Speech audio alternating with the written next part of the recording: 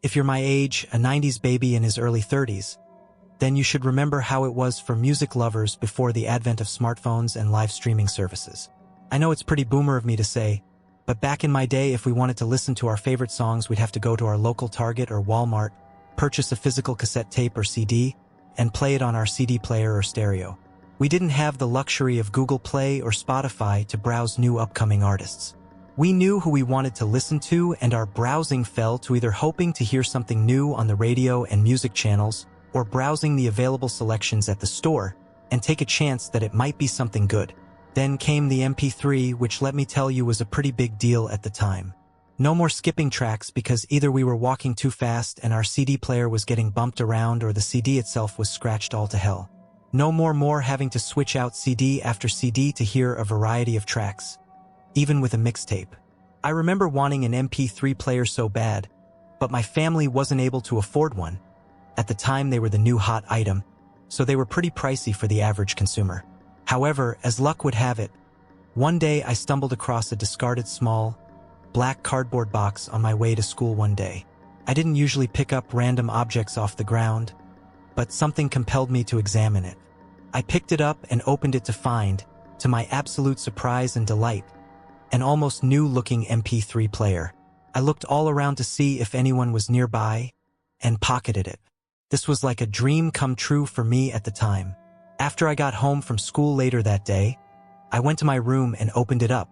There weren't any instructions or anything, just the MP3 player itself. It didn't even have a charger or any headphones. I looked to see if maybe there was a battery compartment, but there was none, which even then I thought was weird. Once it was done looking it over, I popped in the headphones from my CD player to check out what songs the previous owner had loaded on it. In total, there were 10 untitled tracks, all by the same artist, some unnamed female pianist I'd never heard before. I was very much an alternative rock kid, but I'd also appreciated the beauty of classical music, so I sat and checked out each song. The artist had the most beautiful voice I'd ever heard before, and I found myself laying in my bed entranced by her sound. I had never felt so good as the sound of her voice relaxed me. I felt so relaxed that eventually her voice would lull me to sleep. I remember fading into a beautiful slumber and dreaming of a beautiful woman. She had long raven black hair and wore a long white dress. She was singing to me, and I felt myself being drawn into her. I felt so completely at peace and was so entranced by her that when I made my way into her arms, I never wanted to leave. I woke up the next morning feel a strange feeling of euphoria. I'd never felt so good before. It then occurred to me that the MP3 player was still playing all of the songs on a loop. I smiled and just kept my headphones on as I got ready for the day. What did not occur to me was the fact that the MP3 player had been playing all night, running on, I guess, some sort of battery. A battery that never died. All that was going on in my head was the feeling of falling absolutely in love with this mysterious singer. Looking back, I don't think I took those headphones off once. Not for bed, not in the shower, not even at school. The weirdest part of it was that no one questioned where I got the MP3 player, or even why I was constantly wearing the headphones. It was like nobody even realized I was wearing them at all. Another odd thing was that even though music was still constantly playing, it never interfered with concentrating on homework or conversations I'd be having. Every night was the same dream of that same woman. As time went on, I began to notice that I was becoming weaker. Despite getting a good night's sleep every night and feeling 100% refreshed every morning, I became less and less active during the day. Growing concerned one day, I decided to ask my mom if she'd ever heard of the woman on the MP3 player. My mother was into the whole singer-songwriter genre, so I figured if anyone knew this woman, it'd be her. When I initially asked her about her, she finally realized I'd had the headphones on. "Wait, how long have you been listening to your CD player?" she asked. "I didn't even realize you had your headphones on. Weird." "Actually, Mom," I started, as I pulled out the MP3 player. "Where did you get that?" she asked, shocked that I had such an expensive item in my possession. "Well, I found it a couple of weeks ago," I answered. "It was just laying outside in its box." "And you decided to just take it?" she said, sounding disappointed. "It didn't occur to you that it might be someone else's property? Property that they lost? Property that you stole?" I felt myself getting annoyed and subconsciously gripped the device in anticipation of her trying to snatch it away from me. Ugh. Whatever. Just let me listen. It was surprisingly difficult to remove the headphones. Not difficult in the sense they were attached to my head or anything. Difficult in the sense that I did not want to take them off. At all. It was almost mentally and emotionally painful for me to remove them from my ears, and as I placed my hands on them, I hesitated for quite a bit of time. "Well?" she asked impatiently.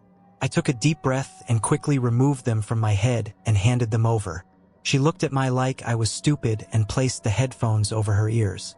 Almost immediately, I noticed a shift in her face. Her eyes dilated almost instantly, and a look of satisfaction came over her face. I, on the other hand, was getting increasingly irritable.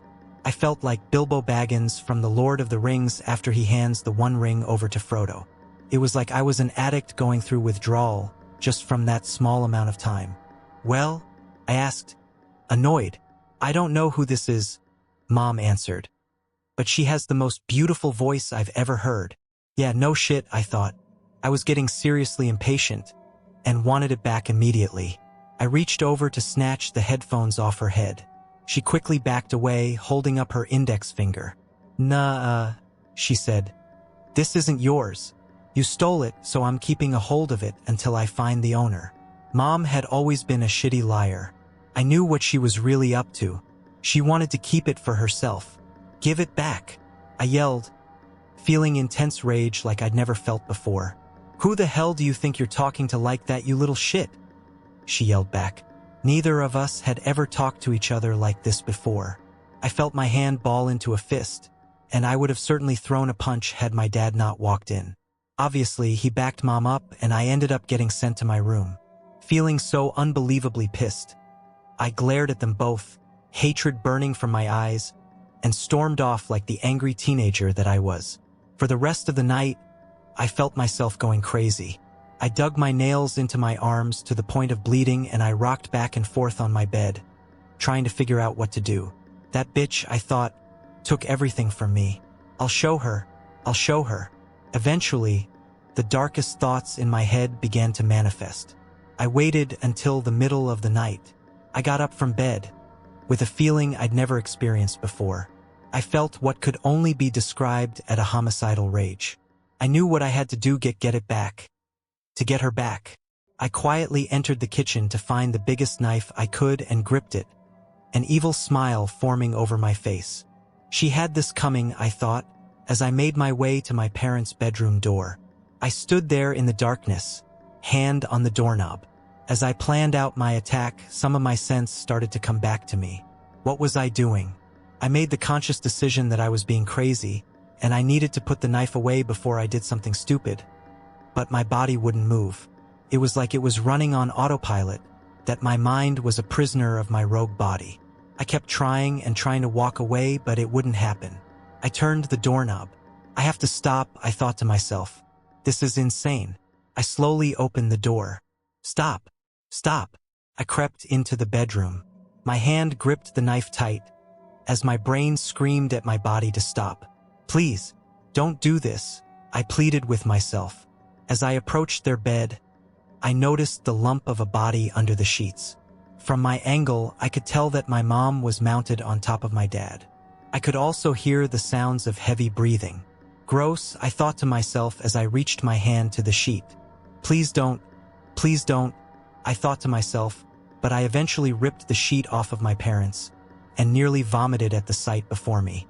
Mom was in fact mounted onto Dad, but not in the way I was expected. Deep red blood stains soaked her once white blouse as she tore my father's neck apart with her bare hands. His lifeless body lay under her, his head barely attached as she tore into him like a wild animal. I backed away, still holding the knife, but fully in control now. She turned around and looked at me, a euphoric expression on her face. "It's mine," she said in a flat, emotionless voice. I thought I'd be nice and let him have a listen, but the son of a bitch wanted her all to himself. She was completely unrecognizable. Was this what had happened to me? Was this why I went absolutely insane? "You can't have it back," she continued as she rose from the bed. beginning to approach me. I could read the expression on her face. That same homicidal rage that I had felt earlier. I needed to get out of there. So I took off. She ran after me, screaming with rage. I had never been so scared in my life. I got to the stairs leading down when suddenly I felt her hands push against my back. I fell, tumbling violently down each step, breaking my arm and dropping the knife in the process. I screamed in pain and fear as I watched her slowly walk down the stairs, the headphones still attached securely to her head. It took everything I had to pick myself up, but before I could run off again, she leapt at me, tackling me to the floor and pinning me down. With one hand, she gripped my throat, digging her nails into me. I could feel them tear through my skin as blood started to seep out. I tried my best to get her hand off of my throat, until her other one suddenly reached over and grabbed the knife. Adrenaline pumping, I let up on the hand choking me and grabbed the hand with the knife before she could stab me in the face. With my good arm, I held off her strike, but with my broken one, I tried to pry her nails from my throat as they went in deeper and deeper. With one last burst of energy, I pushed myself to overpower her and flip her onto her back. Her hand still gripped my throat, so I plunged my knees into her gut repeatedly. Eventually, she let up on my neck and the knife fell from her other hand. So I grabbed it, without thinking, and plunged the blade deep into her neck, leaving it in. She writhed and gagged on her own blood as I stood up and backed away. She looked up at me, one final time, a look of shock and fear on her face. I then realized that she was no longer wearing the headphones. I looked at my hand, which was now holding the MP3 player, the headphones dangling at my feet. As I realized what I was holding, I quickly threw it to the floor and stomped on it, breaking it into pieces. At the time, I thought it may have been the trauma to my head, but as soon as I finished stomping it, I looked up and saw her, the woman from my dreams, standing over my mother's fresh corpse. Unlike my dreams, in which she was a beautiful goddess, what stood before me was a hideous monstrosity. Her long black hair was now wild and unkempt. Her once smooth skin was now wrinkled and gray, and her once gorgeous face was an absolute visage of horror.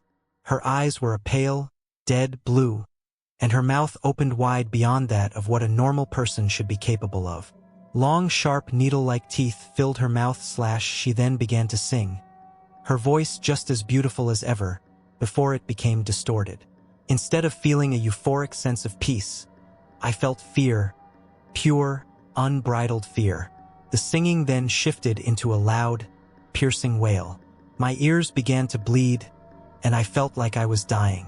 My vision blackened and my breath became short. Eventually I passed out, lying broken and bleeding on the floor. I did not dream of a beautiful woman, but of a hideous demon that tormented me until I woke up. I found myself in a hospital bed, my throat and head bandaged. My arm was in a cast and I was attached to an 4. It then occurred to me that something was horribly wrong. It was quiet. Everything was quiet. I tried to say something, but I couldn't speak at all, and the more I tried, the more I could taste blood. Tears in my eyes, I raised my hand on my unbroken arm and snapped my fingers. Nothing. There was absolute silence. I cried in pain as I continued to snap my fingers, but unable to hear anything. The last thing I ever heard was that horrible scream. I can no longer speak verbally. My mom damaged my throat beyond repair. It's honestly a miracle that I was even able to survive her attack. Luckily, one of our neighbors heard the sounds of screaming and called 911. I was found unconscious and injured beside my dead mother. My father was found shortly after. It was ruled as self-defense on my part, as it was clear that my mother murdered her husband and then attacked me. I made sure to not mention the fact that I grabbed the kitchen knife initially with the intent to kill them. All these years later, I still have the nightmares. I have never seen the MP3 player ever since that night, and to my knowledge, no one ever came across it. I think I made a mistake in crushing it. I think I freed whatever kind of spirit or demon is, and now she haunts my dreams. Every night, she torments and violates me, all while singing in that beautiful voice of hers. The only time I can hear is in my dreams, and the only things I ever hear are my own screams and her voice singing along as she tortures me. I am so terrified to sleep, that I find myself staying awake as long as I can, but I can never go too long without giving in. I don't know what became of the MP3 player, but heed my warning should you ever come across it. For your own sake, for your safety, and for your soul, don't listen to it. Don't take things that don't belong to you, and especially if you come across an old abandoned MP3 player or any other kind of musical device, walk away.